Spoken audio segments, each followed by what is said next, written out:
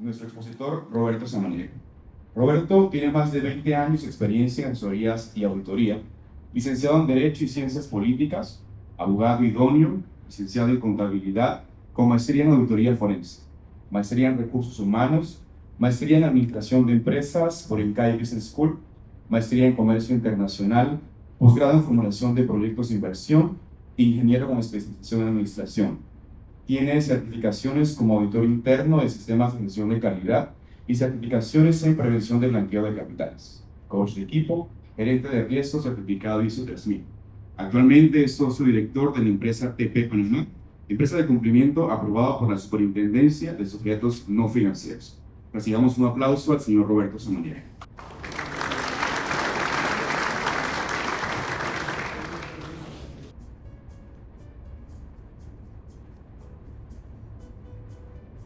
Buenos días. Para mí, como lo mencionó Marcelo, es un tema un poco especial porque estamos pasando por momentos un poco desafiantes en la economía del país. Y la verdad es que cuando decidimos hacer esto, lo decidimos nunca tal vez pensando que íbamos a tener esta situación que tenemos en el día de hoy.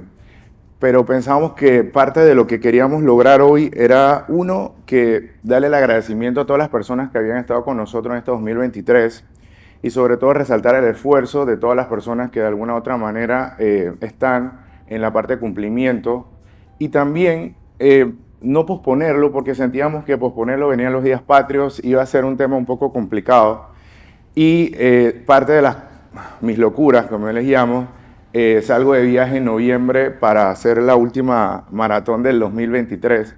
Así que creo que era el momento. Este es un evento para ustedes, que lo hicimos con todo, diríamos, el cariño y el amor, por el hecho de que fue algo que, diríamos, que lo liderizó el equipo que está hoy trabajando con nosotros. Por temas de seguridad, vamos a estar tratando salir a las 11 en punto, por un tema que cada uno de ustedes puedan llegar a tiempo a sus casas. Para nosotros, de forma digital, se le va a estar enviando todo lo que es su certificado, de tal manera que ustedes puedan, obviamente, tener la evidencia de la participación. Gracias a todos los presentes, pero gracias al equipo de TP Panamá. Hay algunos que no están por temas de seguridad, principalmente los que viven en parte oeste, pero gracias a ustedes por... ¡Wow!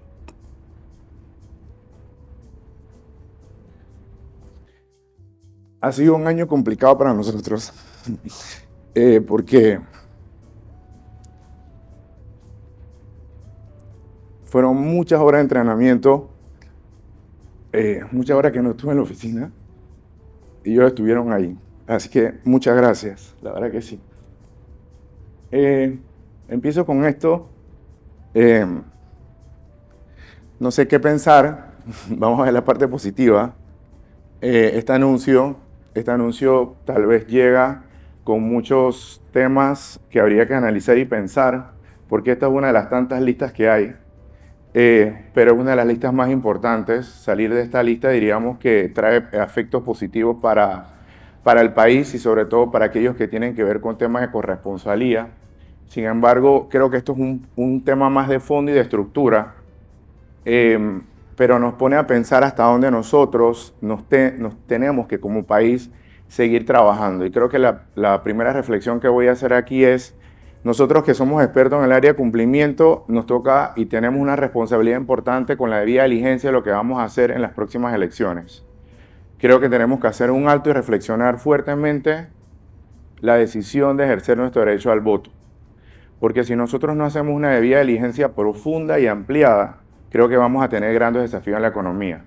Yo recientemente en la última maratón en Argentina me quedé sorprendido de la situación que está viviendo Argentina. Me quedé sorprendido un poco de cómo el debilitamiento de las estructuras y de los temas políticos de ese país. Y yo hago un llamado a la reflexión desde este momento a que seamos conscientes de la responsabilidad que tenemos como oficiales de cumplimiento en la toma oportuna de decisiones. Creo que esto nos lleva a que muchas veces nosotros pensamos en que no podemos hacer las cosas, pero yo creo que sí tenemos una oportunidad y está en nuestras manos seleccionar quiénes van a ser las personas para que van a tomar las riendas del país en el 2024. Ahora, ¿por qué cuento esta historia de por qué alguien me dijo a mí que no era la persona que podía hacer una maratón? Regularmente en nuestras vidas siempre nos dicen no podemos, no podemos, y yo siempre le digo a la persona sí podemos.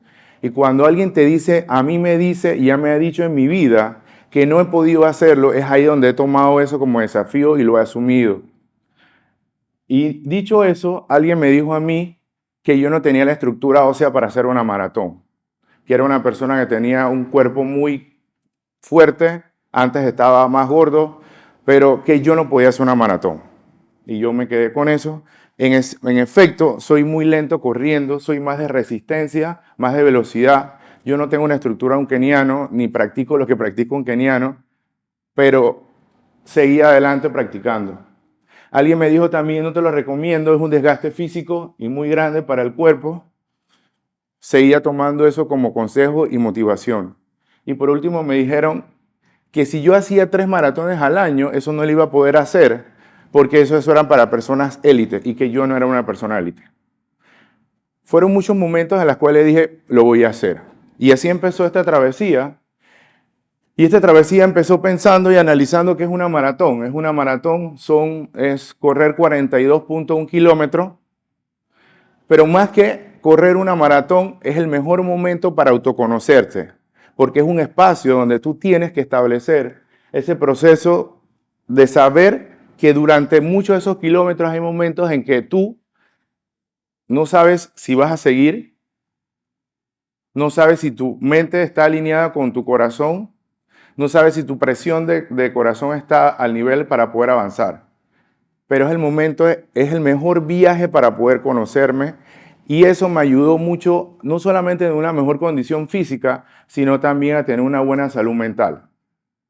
Porque eso me ha permitido tener mucha confianza y sobre todo poder establecer las próximas metas que tengo en mi vida. La duración, para que tengan una idea, de una maratón es de 6 horas máximo y yo, gracias a Dios, he logrado 4 horas y media, 5 horas, que no es un tiempo, diríamos, competitivo, pero las he logrado satisfactoriamente. Pero el tiempo máximo que le da a un corredor son 6 horas para que termine una maratón. Este soy yo cuando estaba chiquito, tengo 45 años, tengo ciertas afectaciones en mi parte cervical. El ortopeda me dijo que corriera todo lo que pudiese correr, va a llegar un momento en que no voy a poder seguir corriendo. Mi corazón está muy bien, he ido a cardiólogos y me han dado pruebas, estoy bien, gracias a Dios. Así empezó esta historia en el 2018 con un amigo que se llama Diego Tao, que estábamos haciendo una maestría de auditoría forense, me dijo que estaba muy gordo, que hiciéramos algo por la vida. Corrí esa carrera de 5 kilómetros con la gente de Melo. Eso fue en el 2018, ahí me conecté con la carrera y me encantó. Y el 2023 ya hice una ultramaratón que fueron 57 kilómetros corriendo en el Reto del Indio. Para el otro año voy a correr 106 kilómetros, ya está decidido. Hasta la fecha llevo 2 maratones, una en Madrid y recientemente en Buenos Aires. Ahora el 3 de diciembre voy a Valencia, España, a hacer una maratón. Es una maratón muy competitiva. He hecho 3, 7 media maratones, tanto en pistas como en trail, o sea, que es decir, como en montaña. Y bueno, en lo que va del 2023 he corrido más de 500 kilómetros entre entrenamiento y todo lo que tiene que ver con ese proceso de esos viajes que he hecho para poder cumplir con esa meta. Dicho esto, una de las cosas que tenemos que tener claro es que así mismo como nosotros tenemos un marco regulatorio, una maratón también hay una estructura y hay un reglamento que nosotros tenemos que cumplir. Y para eso, una de las primeras recomendaciones que yo les hago a ustedes es que cuando nosotros vamos a asumir nuestra responsabilidad como oficial de cumplimiento, muchas veces nos enfocamos mucho solamente en saber la perspectiva de carácter penal cuando tenemos que tomar algunas acciones o decisiones. Y a veces se nos olvida los temas del derecho administrativo a nivel de procedimientos. Y esto lo he visto mucho y es una de las primeras recomendaciones que les hago, es que cuando ustedes son las personas relacionadas con la parte de compliance en una organización o personas de enlace, sean muy conscientes de la responsabilidad en derecho administrativo, es decir, las tareas que tenemos que hacer ante las instituciones públicas, porque a veces me he encontrado con que el oficial de cumplimiento no tiene claro a veces los tiempos en presentar algunos recursos. Si yo no soy abogado, porque esa no es mi expertise y es válido, yo tengo que entender mucho los temas de procedimientos y los tiempos, porque eso ha hecho diferencia que en algunos casos unos procesos no lo hemos podido atender a requerimiento por la autoridad y las situaciones han sido un poco más complejas. Entonces es importante que cuando entendamos el marco regulatorio no se olviden de la parte procedimental desde el punto de vista de derecho. Y lo otro es que cuando nosotros estamos analizando, tenemos que establecer en el marco regulatorio cuáles son esas brechas que tal vez nosotros no estamos preparados, no tenemos para atenderlo, porque no tenemos los recursos, no tenemos la expertise, pero que se pueden dar situaciones a lo interno de la organización. Y por otro es el reglamento interno de la organización, el código de ética de conducta. A veces yo siento que lo tenemos simple y sencillamente lo tenemos es para cumplir con una norma. Tenemos que utilizar estos elementos para sensibilizar a la organización, hacer capacitaciones vinculadas a valores y a ética. No estamos haciendo eso, solamente nos enfocamos a hablar tal vez de tipología, nos enfocamos a hablar sobre marco regulatorio, pero tenemos que hablar de ética empresarial, tenemos que hablar de los valores, hay que retomar eso y es una de las cosas que he visto cuando estoy en las auditorías y principalmente aquellas situaciones de fraude. He visto que no se ha sensibilizado a la organización con esos dos elementos. Los temas de los valores y los temas de ética hay que prestarle atención. Si es una responsabilidad que conlleva el área de recursos humanos, tenemos que compartir eso, pero tenemos que seguir hablando de eso.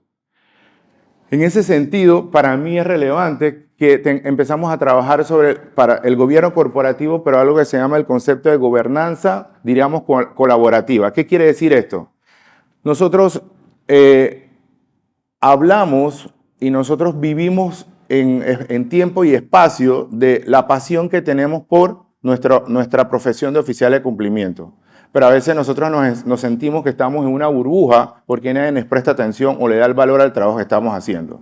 Si en la medida en que nosotros no sigamos trabajando con el gobierno corporativo de la organización, no vamos a avanzar en este proceso. Es una tarea complicada, sí, pero tenemos que trabajar con el gobierno corporativo. Y aquellos que tal vez no tienen el concepto claro es quiénes son las estructuras que toman las decisiones en la organización, los accionistas, la junta directiva y los diferentes comités. Si no existe una gobernanza colaborativa, créanme que nos vamos a sentir un momento, como al final de la presentación dice, la fatiga del oficial de cumplimiento. Nos vamos a sentir desmotivados y entonces empezamos a ver si seguimos o no continuamos en la organización. Otro elemento es que muchos de nosotros nos enfocamos mucho en solamente cumplir lo de la norma, pero no estamos haciendo una autorregulación. ¿Qué quiero decir con la autorregulación? Nosotros podemos implementar cosas de sana práctica, ¿sí? Nosotros, con esta salida del Gafi y quién va a ganar las elecciones, yo no sé qué va a pasar en el 2024. Y eso es un tema que a mí honestamente me preocupa. Porque dependiendo quién gane, lo que nosotros hemos avanzado hasta hoy con esta noticia puede cambiar el resto de la historia de Panamá. Y en función de eso hay muchas organizaciones que tienen como sana práctica, por ejemplo, establecer un canal de denuncia. Nosotros hoy en día es algo que todos los países de la región tienen un canal de denuncia y un protocolo debidamente definido. Nosotros no tenemos, muchas organizaciones no tienen eso. Lo que existe en el reglamento interno, algo que se llama un comité de empresa para atender algunas cosas. Pero para mí es importante que nosotros empecemos con la autorregulación, como establecer un canal de denuncia muy sencillo a través de un correo electrónico. Sabemos que en la primera instancia nadie va a escribir o nadie va a llamar, pero eso es algo que podemos hacer y principalmente en organizaciones donde el tamaño es grande y situaciones de fraude. Señores, a mí me preocupa más el fraude que los temas relacionados con lavado de activos, créanme. La regulación basada en normas y la recomendación de organizaciones de organismos internacionales, la cantidad de listas que hay en Panamá y en el mundo va a hacer que nosotros tengamos tantas regulaciones que va a ser un poco cumplir con todo. Sin embargo, las realidades y principalmente para aquellos sujetos obligados se les va a complicar el tema del trabajo desde el punto de vista de compliance. Yo quiero hacer un llamado a la reflexión sobre que nosotros tenemos que abrir nuestro panorama y ya no ser un compliance de carácter de prevención de blanqueo de capitales, tiene que ser un compliance integral, un compliance corporativo, ¿sí? Y eso introduce que tenemos que tener mucha más observancia en los comportamientos de nuestras personas. y el otro es que tenemos que ser conscientes de hacer lo apropiado. Si nosotros no hacemos lo apropiado como empresa y como organización, entonces al final del camino no nos podemos estar quejando de lo que va a pasar en los próximos años. Porque lo que está pasando hoy en nuestras calles es el resultado del desgaste, de la falta de transparencia, de la falta de corrupción. Y es una generación diferente a los pensamientos de lo que nosotros hoy en día tenemos. Esa gente vive por su medio ambiente, vive por ser feliz, vive por estar en un mundo donde tengan sus derechos y se respeten. Esa es otra generación. Toda aquella persona que tenga más de 30 años tal vez está pensando en su jubilación. A ellos no les preocupa la jubilación. A ellos no les interesa en este momento tener un patrimonio. Les interesa es que vivir en un mundo sostenible, es decir, un mundo para todos. Y yo creo que las autoridades en este momento no le han prestado atención a ese segmento de la población que quiere un cambio importante. Y nosotros tenemos que ser también esos vehículos para, dentro de nuestras organizaciones, ser lo suficientemente honestos y sinceros para fortalecer esa ética empresarial en todos los niveles.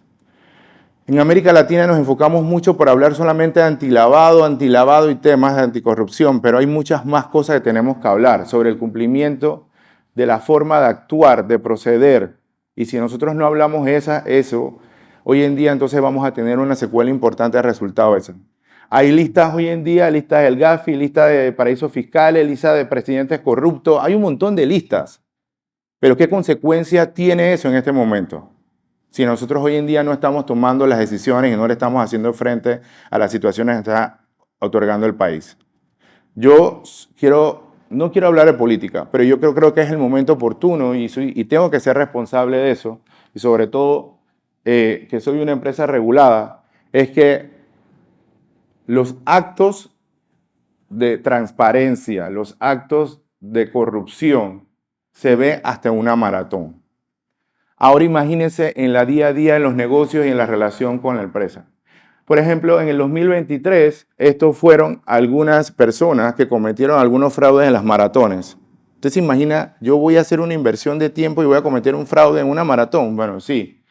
En México diríamos que se presentaron y en algunas maratones en Estados Unidos se han presentado en el 2023 personas que se montaban a un carro y salían a otro lugar y querían ganar. Entonces, señores, el fraude, la falta de ética hasta en las maratones, ¿sí? Hay otras cosas que tampoco nosotros no podemos controlar. Por ejemplo, esto pasó recientemente en Argentina, donde este corredor iba de primer lugar y le sale ese perro y lo descontroló. Y perdió $7,000 porque iba de primero. Entonces, hoy en día la pregunta es, bueno, desde el punto de vista legal, ¿qué vamos a hacer nosotros en esa situación?